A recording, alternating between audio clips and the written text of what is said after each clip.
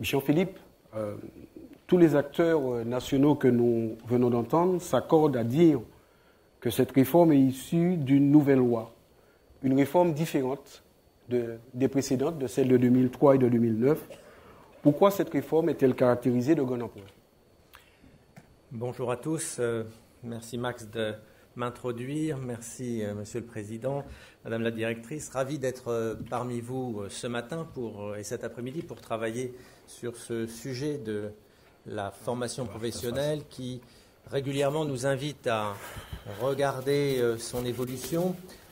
Elle est en construction depuis plus de 40 ans et chaque étape sont des étapes importantes, surtout pour vous, pour les professionnels de la formation. Je ne sais pas ce qui se passe. Voilà. Et en effet, avec Max, il nous a semblé intéressant de remettre en perspective la réforme et la loi du 5 mars 2014, même si, je l'ai bien compris à travers les propos qui viennent d'être tenus, que vous avez déjà pris en main le chantier de cette réforme en Martinique. Et vous avez raison, car c'est un chantier particulièrement important qui s'ouvre. Et il me semble que cette fois-ci, la réforme de 2014 met tout le monde en mouvement. C'est une réforme systémique, c'est une réforme dynamique, dans le sens où le mouvement est obligatoire pour tous les acteurs. On va le voir, le compte personnel de formation qui implique l'individu, qui va mettre l'individu au cœur du système, ça va accaparer beaucoup d'énergie de la part de l'ensemble des acteurs. Et ma démonstration que je voudrais faire devant vous aujourd'hui, c'est de vous expliquer l'état du consensus. Ça a été dit par les grands témoins de la vidéo que vous avez vue. Un grand compromis a été scellé dans cette loi et précédemment dans l'accord des partenaires sociaux.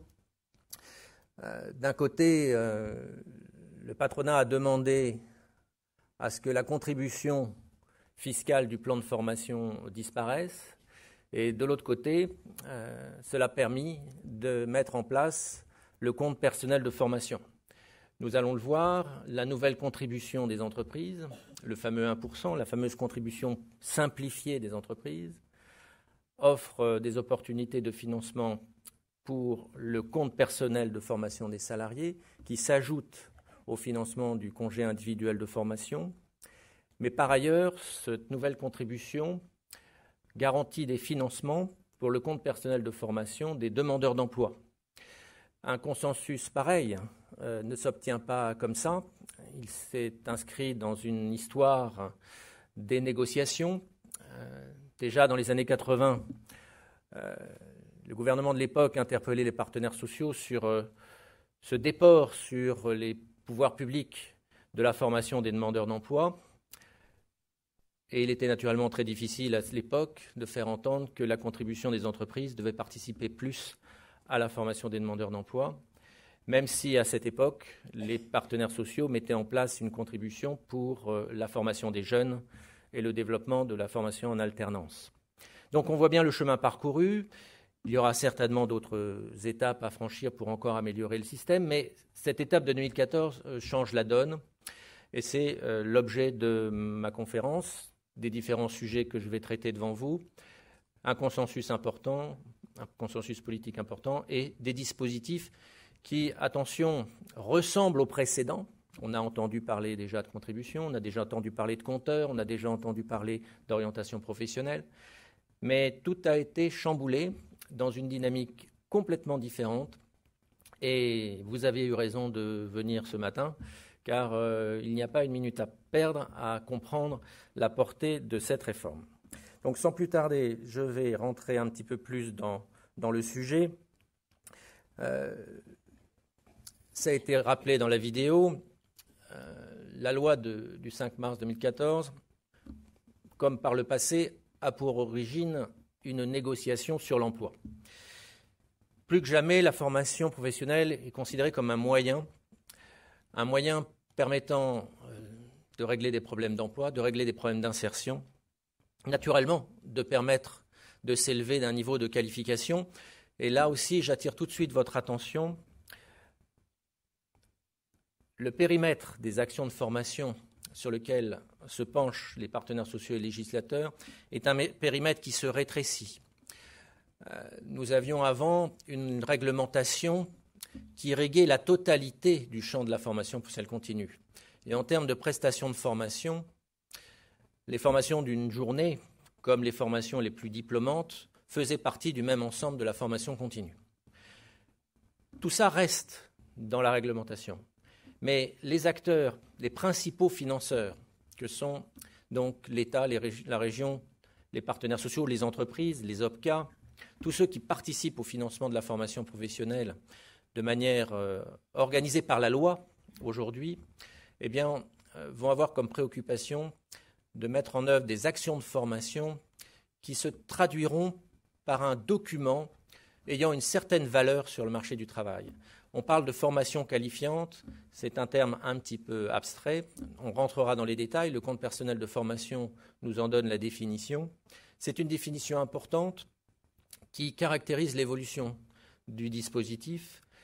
Partir en formation ne sera pas une fin en soi, ça a déjà été dit, et cette fois-ci, il s'agira de partir en formation sur une offre beaucoup plus ciblée. On n'en est pas là, continuons à expliquer la mécanique de cette réforme. Donc tout commence avec cette négociation sur l'emploi, et comme par hasard, cette négociation sur l'emploi reprend l'idée qui a déjà été émise à la fin du processus de la réforme de 2009, donc dès 2009, un groupe de travail réuni au Conseil national de la formation tout au long de la vie suggère que la prochaine réforme s'appuie sur la mise en œuvre d'un compte individuel de formation, c'est le terme de l'époque, qui va devenir donc le fameux compte personnel de formation. Et c'est dans cette négociation sur la sécurisation de l'emploi que les partenaires sociaux imaginent le compte personnel de formation et le conseil en évolution professionnelle. Ces deux instruments sont donc liés. Ils vont changer la donne complètement. Et quand arrive la négociation sur la formation professionnelle, eh bien, c'est ce que je disais tout à l'heure. Le patronat, en tout cas le MEDEF, met sur la table l'idée qu'il est d'accord pour que les entreprises participent au financement d'un compte personnel de formation pour les demandeurs d'emploi, pour un conseil en évolution professionnelle pour les demandeurs d'emploi, à partir d'un financement qui proviendra en partie des entreprises, de la nouvelle contribution, mais à la condition donc qu'on supprime l'obligation fiscale du 0,9 plan de formation. Tout ça s'inscrit dans un contexte, vous l'avez remarqué, où le mot responsabilité est mis en avant très souvent. Effectivement, la question de la responsabilité aujourd'hui est fondamentale. Le législateur n'entend pas donner dans la loi un cadre le plus précis possible. Au contraire, il abandonne même quelque part la question du financement de la formation par les entreprises. Il considère que la loi de 71 a fait son travail et que les entreprises aujourd'hui arrivent à financer bien plus que l'obligation minimale de 0,9%. Donc il renonce à aller plus loin et il dit simplement aux entreprises qu'elles ont l'obligation de financer la formation de leurs salariés sans fixer de dépenses minimales. Cette initiative interpelle naturellement les branches professionnelles, les partenaires sociaux. Est-ce que, effectivement, aujourd'hui, le dispositif qui est dans le Code du travail est suffisant pour mettre en œuvre la formation dans les entreprises? Est-ce qu'au niveau de la négociation, il n'y a pas des responsabilités à prendre et de l'imagination à mettre en avant pour que se développe toujours la formation professionnelle? Je reviendrai sur ce sujet. Alors, c'est le point de départ de toute réforme, cette négociation, mais nous sommes au carrefour d'une autre réforme qui était celle de la décentralisation, ou plus exactement de l'acte 3. Et donc, le nouveau gouvernement avait annoncé qu'il décentraliserait à nouveau la formation professionnelle et l'orientation professionnelle. La question était de savoir quel serait le support de cette décentralisation. Eh bien, la négociation sur la formation professionnelle rejoint le calendrier de la décentralisation. Et donc la loi du 5 mars est une loi très importante parce qu'elle comporte différents volets à côté de celui imaginé pour la formation professionnelle continue négociée par les entreprises. La décentralisation, l'orientation, l'apprentissage, mais également des mesures pour l'emploi, et puis également le financement du paritarisme, un sujet qui malheureusement faisait souvent la une des journaux et de l'objet de reportages critiques sur la formation professionnelle, eh bien la loi modifie la donne et crée un cloisonnement entre les financements de la formation professionnelle et le financement des organisations syndicales. Donc nous sommes en présence d'une loi importante qui, si on essaye d'en brosser une synthèse, vous voyez, provoque à la fois une réforme des outils, donc beaucoup de changements sur les outils avec la crainte de ce que enfin plutôt le piège dans lequel il ne faut pas tomber, c'est-à-dire croire que ça ressemble tellement à avant que ça n'a pas tellement changé. Non, en fin de compte, les outils sont complètement nouveaux, même s'ils ressemblent aux anciens. Et surtout, une réforme des institutions qui va obliger les acteurs à se positionner différemment afin de mettre en commun leurs moyens, puisque les partenaires sociaux, le législateur, ont défini des objectifs qui semblent aujourd'hui fédérateurs d'énergie entre ces différents acteurs. Donc, beaucoup de changements à présenter. Et aujourd'hui, donc, nous allons insister sur les principaux outils. Mais dans le détail, il y aurait beaucoup à dire, notamment du côté des organismes de formation. Voilà, donc, en guise d'introduction, c'est ce que je voulais mettre en avant. Et donc, sans plus tarder, je vais proposer à Max de venir prendre le relais.